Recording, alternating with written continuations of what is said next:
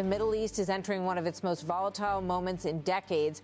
What was once whispered in closed political circles inside Iran is now being openly debated whether the country should pursue nuclear weapons. This shift comes in the aftermath of a dramatic escalation.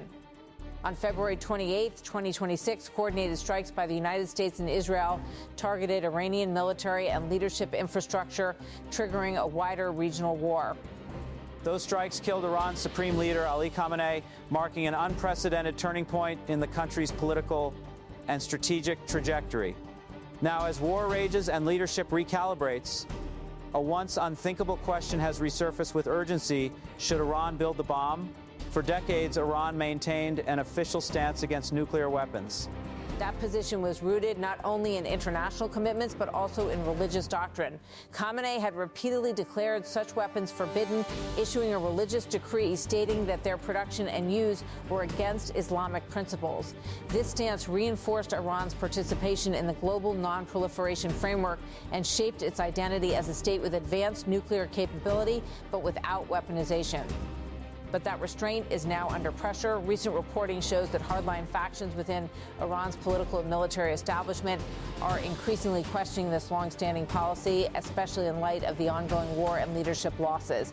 The deaths of senior figures have weakened moderating voices, while more hawkish actors, particularly within the Islamic Revolutionary Guard Corps, are gaining influence over strategic decisions. Inside Iran, the debate is no longer theoretical. State-linked media and political figures have begun openly discussing options that would have once been politically taboo.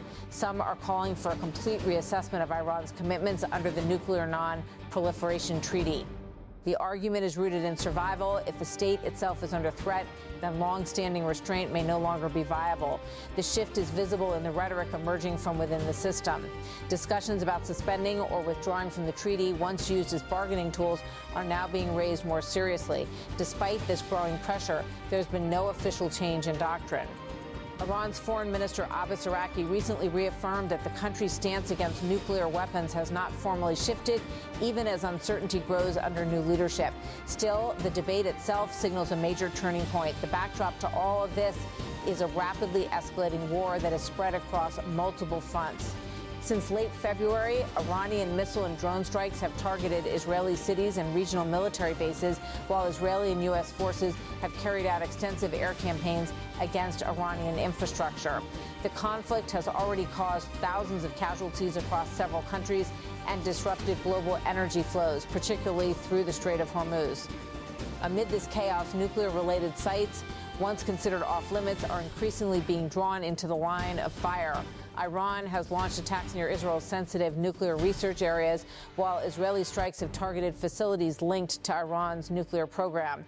These developments have triggered widespread concern among international observers. The International Atomic Energy Agency has repeatedly warned about the risks of escalation, emphasizing that damage to active nuclear facilities could have catastrophic consequences. At the same time, the broader international community is watching closely as tensions rise and diplomacy struggles to keep pace with events on the ground. Across the Gulf region, governments are beginning to prepare for worst-case scenarios.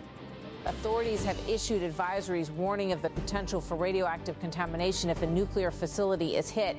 While officials stress that immediate risk may be limited by distance, the concern is no longer theoretical. Residents have been urged to remain vigilant, follow official instructions, and prepare for emergency measures if needed. The risks extend far beyond immediate casualties.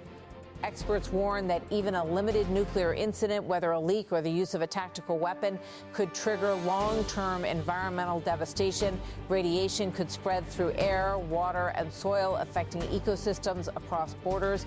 The consequences could include long-term contamination, disruption of marine and atmospheric systems, and lasting health effects for human populations. Such impacts could persist for decades. Following Khamenei's death, Iran's leadership has entered a transitional phase. His successor, Mojtaba Khamenei, has assumed power, but his authority and strategic direction remain uncertain. At the same time, the Revolutionary Guard appears to be playing an even more central role in shaping national security decisions. This shift in internal dynamics may further tilt the debate toward more aggressive policies. The implications of this moment extend far beyond Iran. If Tehran were to pursue nuclear weapons, it could trigger a broader arms race across the Middle East. Other regional powers might feel compelled to follow, increasing the risk of nuclear proliferation in an already unstable region. Global non-proliferation efforts already under strain could be severely weakened. Energy markets already disrupted by the conflict could face further volatility, and the risk of miscalculation would rise sharply. For now, Iran has not officially decided to build a nuclear weapon, but the conversation itself is significant. Lines that once seemed firm are now being questioned. Policies once considered untouchable are now under review. The war has not only reshaped the battlefield, it has reshaped the strategic thinking of those in power. Across the region, governments, agencies, and civilians are watching closely. Military forces remain on alert. Monitoring systems are active.